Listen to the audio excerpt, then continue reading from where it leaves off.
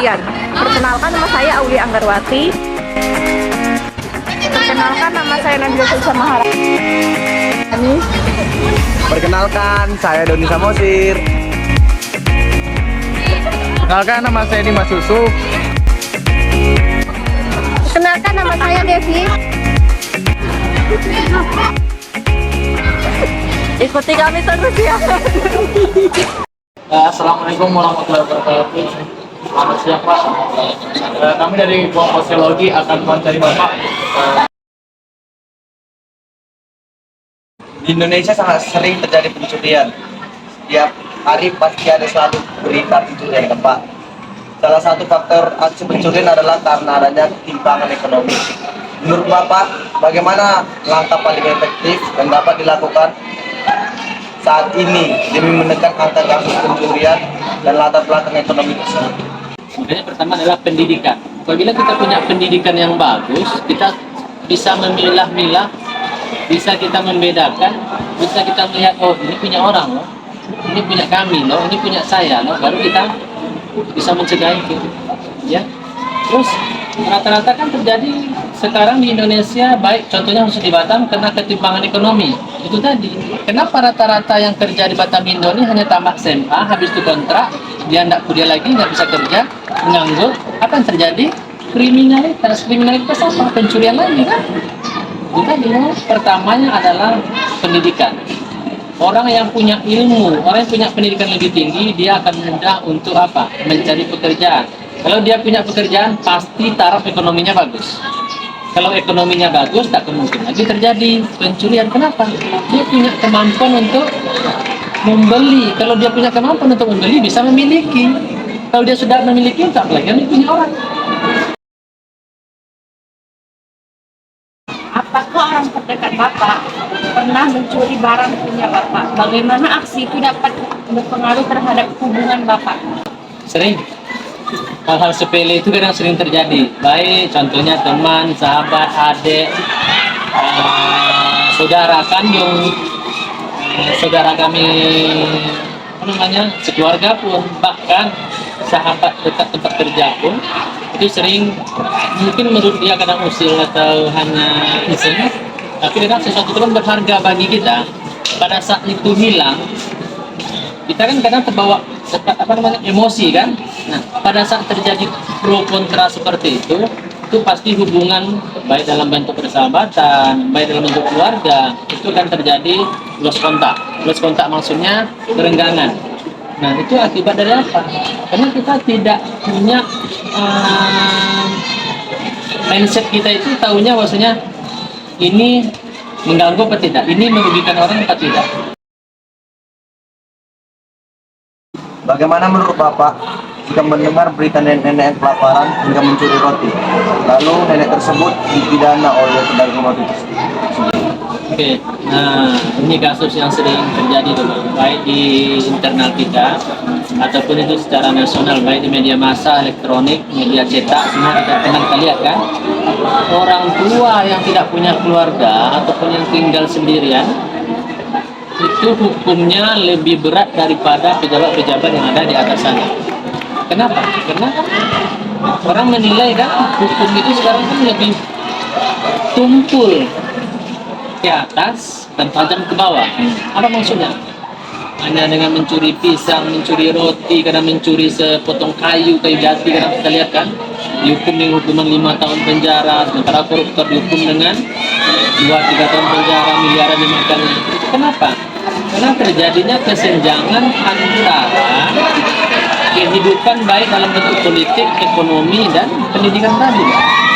Kenapa? Karena kalau orang tua kita dulu kan tidak punya pendidikan, jadi dianggap itu tak tahu dan tidak mengerti hukum yang ada sekarang. Dia mau mengadu ke siapa? Mau cari lawyer, segala macam, dia tak punya duit. Jadi orang saya sukanya aja, nilai hukum berjalan. Padahal yang benar kadang adalah orang tua itu. Kalau kita secara nurani, Mbak, hanya dengan sepotong roti, umpamanya sekarung beras lah, nggak begitu, sekarung beras, berapalah harganya, apa selain dikasih aja, ambillah. Tapi kan hukum Indonesia kan, siapa yang berduit, dia menang kan, itu yang terjadi sekarang. Menurut Bapak itu ada hal yang sangat miris. Menurut Bapak, apa yang dapat kita lakukan sebagai masyarakat guna mencegah aksi pencurian? Ya, kalian sekarang kalau di sekolah ya sebagai siswa, kalau di luar kalian sebagai masyarakat, baik di perumahan atau di rumah kalian. Nah, caranya hanya satu. Kalau kalian rasanya tidak kuat kalian dengan mulut kalian, dengan sikap boleh tegur aja pun tidak apa-apa. Ini nggak bagus loh, kita ini seperti ini. Kadang kan kalau di awal-awalnya kan gini, kalian melihat anak SD kadang-kadang lebih sering, kadang SD aja, apalagi SMA, merokok kan. Nah, kalian tegur aja. Walaupun kalian diejek, walaupun kalian dibully lagi, kenapa? Karena dia tidak tahu. Ilmu dia belum sampai gitu, kalian sudah tahu, kalian sudah belajar di sekolah, di SMA. Efek dampak pengaruh terhadap, contoh nih, salah satu asap rokok terhadap anak-anak di bawah umur. Kalian ingatkan aja, ini jangan loh, tidak bagus loh, udah rugi kamu, badan kamu, orang tua kamu duit habis. Itu salah satu contohnya. Makasih ya Pak atas wawancaranya. Oke, terima kasih banyak dengan ya. Oke, sekarang kami akan mewawancari masyarakat. Untuk Bapak, di Indonesia ini sangat tidak jarang terjadi kasus pencurian. Setiap hari pasti selalu ada berita pencurian. Salah satu faktor yang melandasi aksi pencurian adalah karena adanya ketimpangan ekonomi. Menurut Bapak, itu bagaimana langkah paling efektif yang dapat dilakukan saat ini demi menekan angka kasus pencurian dengan latar belakang ekonomi tersebut? Salah satunya ya diciptakan lapangan kerja. Jadi pemerintah harus ciptakan lapangan kerja sebanyak mungkin supaya tidak ada pengangguran. Kedua, pendidikan moral, artinya kan agama harus kuat. Di mana-mana pembangunan rohani itu penting supaya manusia itu tidak hidup liar. Jadi ada yang menuntun, contohnya agama lah, kan? Ini untuk para anak-anak muda atau yang masih sekolah, yang masih dalam bimbingan, ya harus agama itu penting dipelajari. Nah, selanjutnya itu kan faktor ekonomi. Nah, sementara pencurian itu kan yang melakukan pencuri. Pencuri masuk penjara, keluar jadi pencuri lagi. Nah, kenapa itu?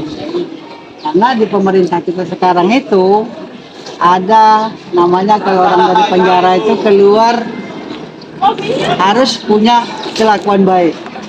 Kalau orang dari penjara bisa nggak bikin minta kelakuan baik? Kan nggak bisa kan?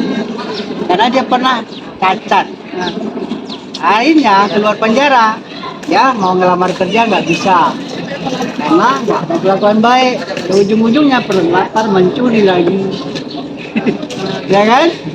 Ini seharusnya kelakuan baik itu yang nggak penting. Kalau orang sudah di penjara itu sudah baik kan? Jadi kalau kamu di penjara 5 tahun, kamu itu keluarnya sudah baik. Jadi nggak perlu lagi bikin kelakuan baik. Sementara pemerintah selalu mensyaratkan orang setiap masuk perusahaan ya harus punya kelakuan baik. Jadi ya kalau apa buronan ataupun dia mantan pencuri nggak bisa lagi hidupnya itu insaf. Dia tetap jadi pencuri. Karena apa? Kesempatan kerjanya udah nggak ada. Selalu kalau minta, oh kamu mantan penjara, kamu mantan penjara nggak bisa. Sehingga ujung-ujungnya dia itu nggak bisa insaf. Jelek sudah nama. Tapi coba kalau orang keluar penjara tuh dia dianggap nol, tidak ada kriminal lagi, tidak apa-apa lagi. Artinya kan dia bisa bikin kelakuan baik, mungkin bisa dia kerja PT, tobat.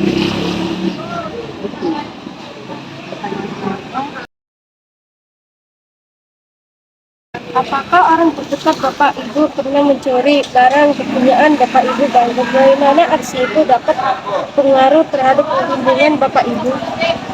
Kalau keluarga dekat saya, alhamdulillah nggak ada yang ponakan atau saudara yang istilahnya mencuri dalam keluarga sendiri, ya nggak ada. Tapi itu ada terjadi di masyarakat. Anak mencuri uang orang tua, ya kan? Adik mencuri uang abang.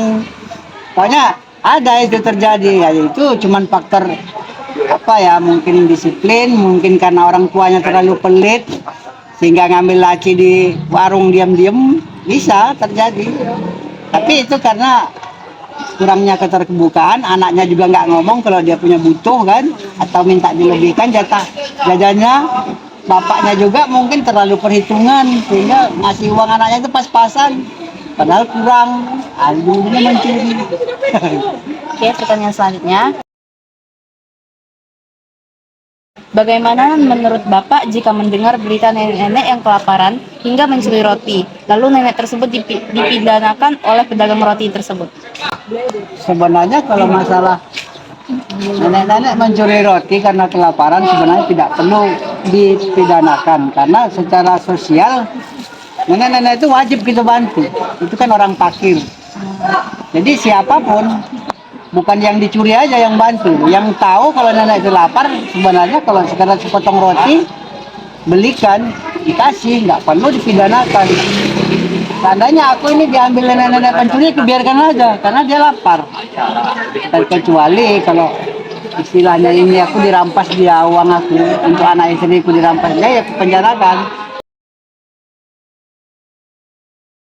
Menurut Bapak Ibu, apa yang dapat kita lakukan sebagai masyarakat guna mencegah aksi pencurian? Untuk mencegah aksi pencurian, ya itu tadi, satu yang lapangan kerja tadi harus tersedia kan, jadi orang itu pengangguran itu sedikit. Kedua, moral tadi itu, moral kita kan ya mungkin bagi-bagi anak yang sekolah ya mungkin pendidikan moral ada dikasih di sekolah kan, tapi kalau yang tak sekolah mungkin orang tua. Tapi ada juga yang walaupun sudah dididik moral tapi tetap tak bermoral. Ada, cuman itu sedikit kan, yang bandel lah istilahnya. Jadi ya intinya moral sama agama bentengnya. Kalau moralnya ada, agamanya kuat, gak bakalan jadi pencuri. Sekalipun lapar, lebih baik minta daripada mencuri. Terima kasih Kak Bapak udah meluangkan waktu Bapak untuk kami wawancara. Dan terima kasih Bapak. Oke, sekian hasil dari wawancara kami. Kami ucapkan terima kasih. Assalamualaikum warahmatullahi wabarakatuh. Selamat siang semuanya. Ya.